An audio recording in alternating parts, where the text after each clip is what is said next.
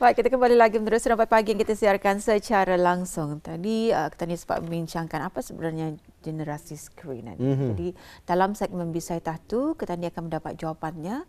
Mungkin juga ia boleh menyelesaikan ataupun dapat banyak memberikan manfaat, panduan kepada kita semua. Kita percaya memang banyak dapat memberikan kita di manfaat ya, dan mungkin kita ni dapat belajar sedikit sebanyak daripada kaunselor profesional dan juga life coach kita ni ya. Yang mulia Tuan Rusli bin Bujang berada di sebelah kiri saya. Terus saja kita bersama dengan beliau.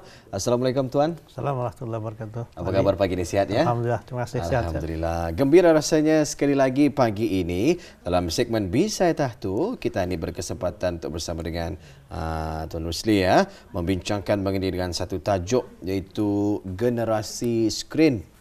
Menarik sekali ya tajuk yang ditengahkan pada hari ini, dan alhamdulillah generasi skrin ini kalau kita ni amat-amati ya, merupakan salah satu isu ni Tuan ya, yang masih lagi hangat diperkatakan oleh masyarakat di sekeliling kita ni. Jadi untuk buka dimahnya ni Tuan Rusli, mungkin boleh menjelaskan kepada kita ni lah dan juga kepada penonton-penonton kita ni mengikuti ni ya, mengapa kita ni perlu mengambil tahu tentang penggunaan skrin dalam kalangan kanak-kanak kita ni, begitu juga masyarakat kita ni. Silakan Tuan. Alright, terima kasih. Alhamdulillah. Dan pada kali ini sampailah saya memperkatakan sebenarnya tajukan ini sebelum ini sudah, tapi disesuaikan dengan keadaan semasa. Jadi bila saya cuba mengatakan tentang generasi skrin ini, saya sebenarnya merujuk kepada skrin yang kita gunakan dalam sambat malam hari yang kita ni dalam kehidupan kita ini. Kalau dulu bercakap tentang skrin ini mungkin televisyen saja kali. Zaman-zaman 70-an itu. Nama time itu. Tu sebelum tu lagi tu. Sebelum tu skrin layar perak kali tu. Layar putih. Bila makin moden itu, teknologi makin canggih, tadi makin banyak menggunakan skrin. Tapi kita dulu tu itu televisyen saja, tapi ada di skrin itu hampir di mana-mana. Macam-macam sudah jenisnya. Macam-macam sudah. Daripada dalam rumah, di luar rumah, daripada sepanjang tadi bekerja, sepanjang tidur sampai ke tidur, skrin itu masih ada lagi bersama kita ni. Jadi bila saya skrin itu, kita merujuk kepada semua alat ini tadilah, laptop, komputer, skrin dalam kereta, dan semua apa juga yang berkaitan dengan skrin anilah. Jadi tapi saya tambah di sana perkataan itu, generasi skrin itu merujuk kepada ada satu pengistilahan tentang berbagai bentuk generasi yang ada pada hari ini. Saya ini termasuk dalam generasi X yang lahir tahun 70-an. Lepas itu ada lagi generasi Y tahun 80-an. Jadi yang tahun lahir tahun 1990-an itu sampai ke awal 2010, ini yang termasuk dalam generasi Z ni, ataupun dipanggil screen generation. Itu yang maksudnya generasi screen. Inilah yang merujuk kepada, sebab habis dia ni yang kira menjelamai di mana-mana sekarang inilah diorang yang berada prime time diorang umurnya. Diorang yang banyak mempengaruhi, menguasai persekitaran kita ni. Kalau generasi saya sendiri tu Tuan, dulu telefon bimbitnya mana berwarna tu, hitam putih ke jangan? Hitam putih. Besar lagi tu. Jadi perubahan ini kira macam ya drastik lah, mendadak lah. Seolah-olah katanya itu macam benda baru sedia. Cuma ni saja, ambil contoh. Ada tak anak tadi ada tak anak ni umur mungkin 9 tahun kali. Dan minjam dulu banyak telefonnya. Jadi kalau tadi karena tanpa yang tadi ada usul periksaan, ada garis panduan apa pakai sekali biarkan yang saya main cuma tu bah. So artinya padahal ada beberapa perkara yang perlu kita dipertimbangkan. Dari segi umurnya, adakah sudah ia cukup kayak masanya untuknya megang telefon nombor tu. Itu dari segi tu. Kemudian dari segi pergaulan bayangkan saya tengah bagi ceramah, apakah ataupun ada di tangan-tangan. Bagi ceramah ni ceramah. Nah, apa artinya bila ni di tangan-tangan? Saya memberikan kesan yang agak negatif lah. I'm not being here, saya dah berada di sini. Perhatian saya tu, saya mungkin dah berminat dengan apa yang diperkatakan macam itu. So, itu hal-hal macam ni, ya kita ni seolah keadaan itu terus berkembang, dan itu yang berkembang, dan apakah sebenarnya lebih banyak kesan baiknya ataupun negatifnya, itu yang masih lagi diperdebatkan hari ini. Sebab ia kata ini lagi dapat lari kan. Kalau untuk datang kemari saja, kalau belum tahu tempat ini, mungkin kalau di luar negeri tadi akan menggunakan GPS. Dengan pakai skrin juga. mengorder makanan hari ni. Pakai tu juga kalau nak dan macam-macam. So generasi skrin itu yang merujuk pada yang durangan ni kenapa ia spesifik dibincangkan spesifik. Satu durang ni adalah panggilnya digital native. Durangan ni yang lahir bayangkan yang lahir tahun 90-an dan sampai ke awal 20-an tu memang dia masa tu sudah zaman social media tu semua sudah ada. Telefon ni sudah semakin pintar, bukan lagi zaman telefon yang satu warna aja tu. Kemudian tapi itu yang agak yang membimbangkan itu kadang-kadang penggunaan skrin itu dianggarkan sekarang ni seluruh dunia tu antara 9 jam ke 7 ke 9 jam dalam sehari. Wow. So 7 ke 9 jam tu untuk masa kata ni 24 jam. Ambilkan ada rule of thumb 3 peraturannya 8 jam kehidupan ini secara umumnya 3 kali 8 banyak. So 8 jam pertama daripada tadi betulnya berehat tidur daripada lebih kurang 8 jam. Lepas tu kata ni bekerja lebih kurang 8 jam. Dan hal-hal lain selain itu lebih kurang 8 jam macam tu. Tapi tentu ikut kajian ini 7 ke 9 jam tu sekali dengan megang telefon ini. So ani yang penggunaan macam ni kalau dah terkawal dia boleh yang boleh membimbangkan. Ani yang kenapa generasi skrin ni perlu mungkin sebagai ibu bapa ataupun masyarakat di luar sana tu kita ni perlu berikan perhatian ini dengan sewajarnya lah ada punya pengetahuan. Kenapa membimbangkan itu? Ya soalan yang tak ada kaitan soalan tadi. Kenapa perlu tadi ibu bapa ni perlu berikan perhatian hal ini? Sambil contoh macam ni Ambil katakan anak ni tadi baru berumur 3 tahun. Menangis. Untuk mendiamkan ini dibagi skrin ini sering kita lihat ni berlaku. Dibagi itu kononnya untuk jadi digital babysitter untuk pengasuh digital lah sebab yang melihat tu perhatiannya. So sila kalau dia 5 minit boleh. Tapi kalau sudah ya terlalainya kata ni melihat itu sampai 1 jam. Sebab Pediatric Association itu menganggarkan lebih daripada 1 jam untuk umur anak-anak yang 5 tahun ke bawah ni. Sebab ya umur macam tu sepatutnya ia bergerak. Memerlukan movement baik untuk belajar mengimbangi badan, untuknya belajar start berjalan, untuknya belajar berinteraksi suatu movement yang penting yang bergerak. Tapi dalam masa 1 jam itu tidak bergerak, itu menjadi masalah. Nak balik di peringkat remaja lah katakan anak-anak remaja. Sepatutnya sama juga, lebih daripada 2 jam. Kalau kan dikira 2 jam, tapi saya tadi average 7 ke 9 jam lebih 2 jam. Tiba 2 jam itu ia cuma terang dengan telefonnya. Sedangkan dalam awal time sebagai manusia makhluk sosial sepatutnya karena ia ni sepatutnya belajar untuk untuk memikul tanggungjawab bukannya hanya dengan telefon saja. Belajar untuknya berinteraksi, belajar untuk marah dan dimarahi, belajar untuk kecewa dan dikecewakan, dan semua itu yang membuatkannya matang. Tapi kalau ia hanya dengan telefon, itu proses pematangan ke dia sebagai kanak-kanak tadi, sebagai remaja dan orang dewasa pun sama je lebih kurang. So kadang-kadang ni sehingga akhirnya itu mungkin anda heran ya boleh membawakan kesan-kesan lain termasuk tadi isu yang berkaitan dengan kesihatan mental secara umum lah kenapa ya ibu bapa ni kita perlu berikan perhatian perkaranya penggunaan skrin ini maksudnya. Pertama kalau ia ini yang maksudnya secara berlebihan dan ia akan menyebabkan urusan mata pada fizikal kita ni pun akan boleh menjejaskan kesihatan kita ni. Kemudian masa tidur kita ni pun terjejas disebabkan oleh pantulan cahaya itu atau yang blue light itu itu mengelurkan mata kita ni fikirnya masa sudah untuk tidur banyak ada macam melatonin yang so itu boleh menjejaskan tidur kita ni lah dan kesihatan mental kita ni. Tapi itu yang paling banyak diperbincangkan itu adalah yang menjejaskan cara diorang ni membuat social interaction pergaulannya tu. Sedangkan pergaulan ni saya tadi balik semula kata ni masuk sosial ni kata ni berguna kepada pergaulan itu untuk memberikan dia bermacam-macam happy hormone itu tadi. Happy hormone itu diperolehnya melalui interaksi itu. Dan sekali itu penggunaan yang berlebihan itu boleh menjejaskan dia punya productivity dan fokus. So secara umumnya macam itulah. Tapi dalam alam macam mana pun juga, walaupun tadi banyak saya mengatakan hal macam ini, ini untuk berhati-hati saja. Tapi sebenarnya kajian mendapati banyak juga aspek-aspek positif dalam keadaan macam ini.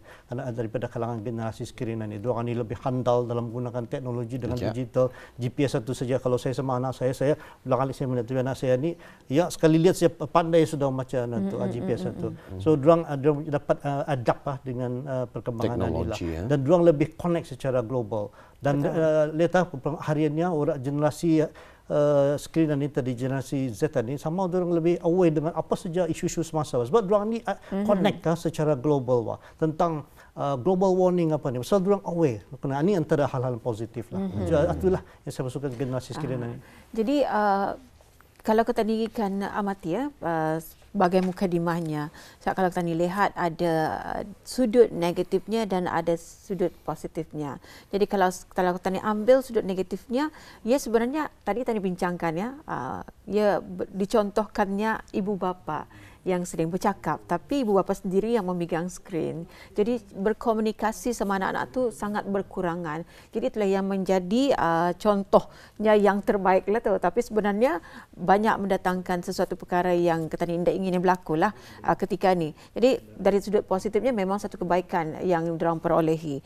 Di sini kita mengharapkan juga ya, kita berdoa semoga di luar sana generasi kita ni ataupun generasi skrin di negara Brunei Darussalam ni tidak ada yang sampai ke tahap ketagih dan ataupun penggunaan berlebihan sehingga menjejaskan fungsi harian individu berkenaan. Namun sebagai langkah berjaga-jaga, bagaimana ni Tuan sewajarnya kita merespon ataupun menyikapi perkara ini? Okey, terima kasih. Itulah, itu sudah meng-highlight satu poin penting lah. Jadi kalau tadi kamu menunjukkan cara penggunaan yang baik itu, dulu kan dengan Ibu Pani, Ibu Pani yang dulu betul menunjukkan cara penggunaan yang baik itu, mencontohkan lah. Jadi ia melarang, dia jangan yang bagus, tapi ia main yang masih sama. Jadi kadang-kadang itu mendapat pengajaran yang tidak bersesuaian. Jadi itulah yang langkah pertama tu, macam mana kita menyikapi perkara ini. Pertama sekali kita ni perlu tahu untuk membatasi, menghadkan penggunaan. Jangan berlebihan itu. Ikut kajian itu saja, recommendation itu, ini sepatutnya lebih 2 jam dalam sehari. Bayangkan tu, Ketani ikut kajian tadi 7 ke 9 jam. Saya sendiri pun juga akan smartphone ini kan, kalau tadi connect dengan Google, dia ada secara weekly akan mengantar Ketani punya screen time. Kali pertama saya pun terkejut, sampai 9 jam juga saya ada tu average itu. Dan mungkin meningkat. Ada saya review pula, meningkat daripada 5 jam ke 6 jam, 9 jam. So tapi itu alhamdulillah saya tahu apa yang saya ada tu, kerana apa yang saya lihat itu ternyata dalam Google itu sebenarnya ada 3 apps yang malah saya gunakan aninya. Yang pertama YouTube. So ini memang sumber saya untuk selain daripada membaca, saya mendengar ceramah-ceramah dalam YouTube itu. Yang kedua ni WhatsApp rupanya. Tapi yang bagusnya itu oleh kerana ada channel ini, saya lebih aware. Mesti minggu lepas 7.9 ini akan dikurangi. Jadi ada kesedaran itu sana, Pak. Okay. Tapi alhamdulillah yang ketiga tu ada Al-Quran punya dulu. Sebab lepas itu saya payah kalau baca habis itu saya pecah-pecahkan. Ini saya lepas sembahyang waktu mesti 4 muka surat. Rupanya 4 muka surat setiap waktu itu, rupanya kalau sehari sampai 5 jam juga. Artinya alhamdulillah, better lah ni ada semangat macam tu. So di sana tu pertama kesedaran tu.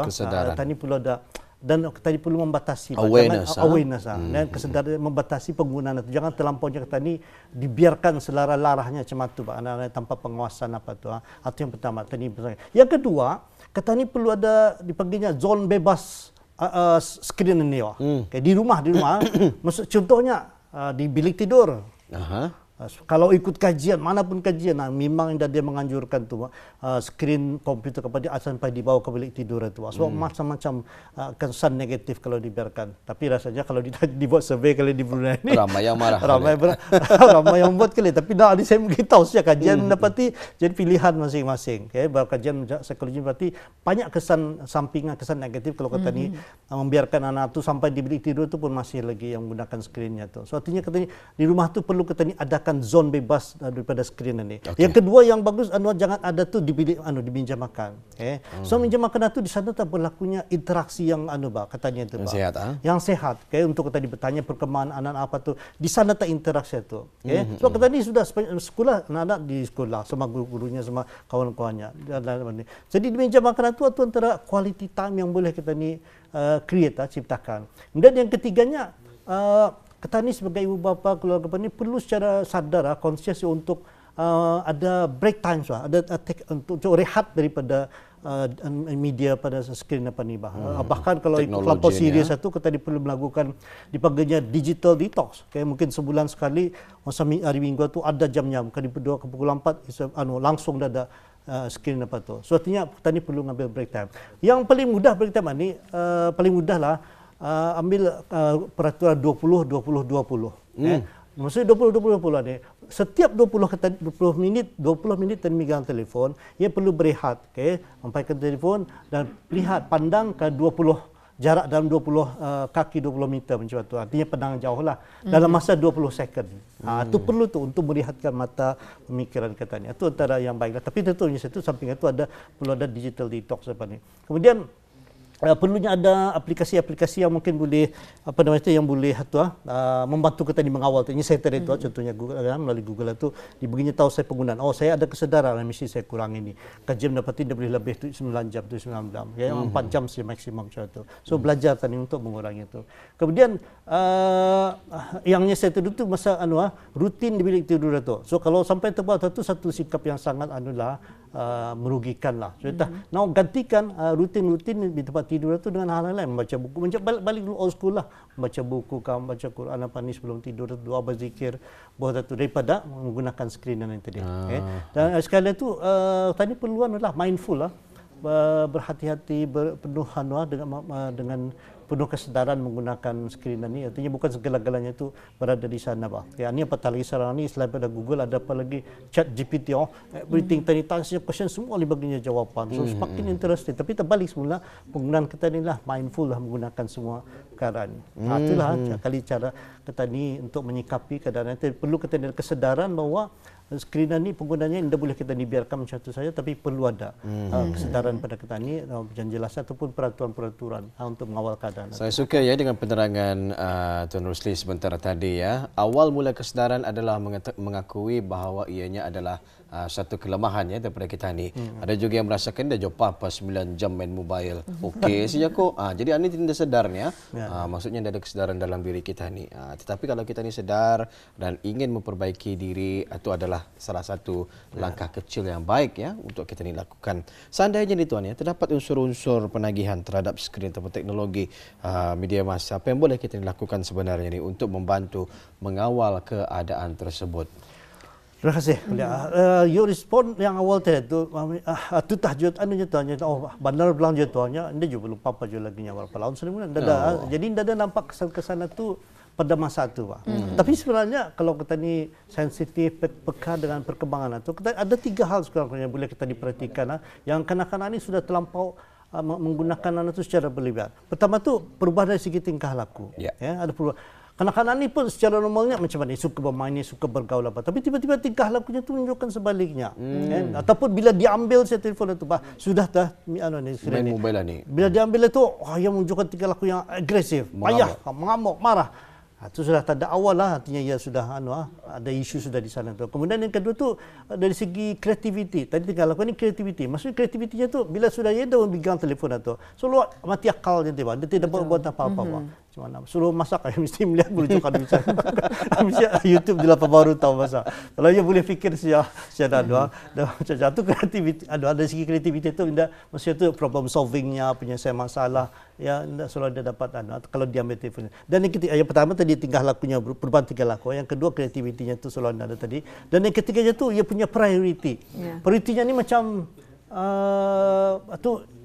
semua prioriti nombor satu, semua yang di nombor satukannya ni semua telefon Indonesia. Jadi bila kita ambil, bila dia ambil, indah dia mau. Maksud itu indah dia mau bergaul ni contohnya. Kayak bergaul sama anak-anak buahnya ni, tumuk-tumuk, tantang macam tu. So ada adalah tiga tanda kalau kita diperhatikan, perubahan tingkah lakunya, kreativitinya tadi, dan yang ketiga itu prioritinya terhadap pergaulan itu dia berikan perhatian. Sebagai cukup semua sudah skrin. Padahal saya tadi itu macam mana pun canggihnya, skrin tidak akan dapat menggantikan interaksi ini. Betul. Balik pada saya cakap dalam interaksi secara semula jadi macam ini akan membawakan tadi happy hormone. Ada 4 happy hormone: serotonin, oksitosin, dopamin. Kalau zaman kita ni dulu berkawan itu adalah satu cabaran yang sangat mencabar. Siapa mau berkawan sama kedai aku, siapa mau bergaul sama kedai aku. Yang mau tu. Jadi kalau indah kan ada rasanya kan tu. Kata dia belajar dia cuma nak rasakan itulah. Kena reject. Pandai kata dia. Itu yang diperlukan. Jadi itulah ya. Generasi skrin ini memang sangat mencabar, tetapi dengan masalah baru mesti ada cara penyelesaian baharu. Untuk kita ni tutup ruangan wawancara ini, mungkin mengawal keadaan tersebut, tips dan juga perkongsian, dan mungkin ada rumusan yang dapat disampaikan. Alright, I think langkah pertama tadi perlu acknowledge dulu, memperakui dulu keadaannya. Adakah yang sudah menjejaskan kehidupan tadi ataupun tidak?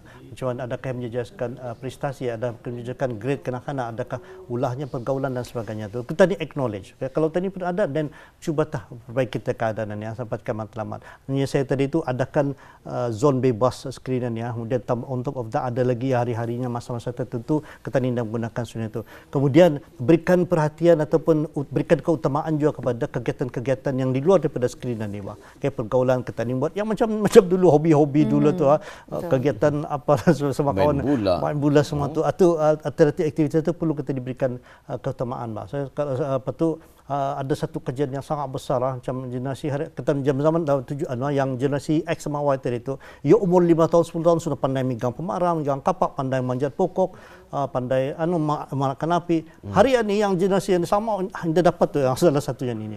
Sudah di sana ia lost macam-macam skills, life skills sebenarnya. Sudah alternatif kegiatan-kegiatan itu perlu diberikan perhatian lah. Kemudian adalah jadi itulah antara beberapa langkah-langkah yang boleh kita ambil untuk menyerang petani lebih bijak dalam menggunakan skrin. Bukannya petani yang memanfaat skrin itu, tapi bukan skrin itu yang sudah menjejaskan kehidupan kita itu.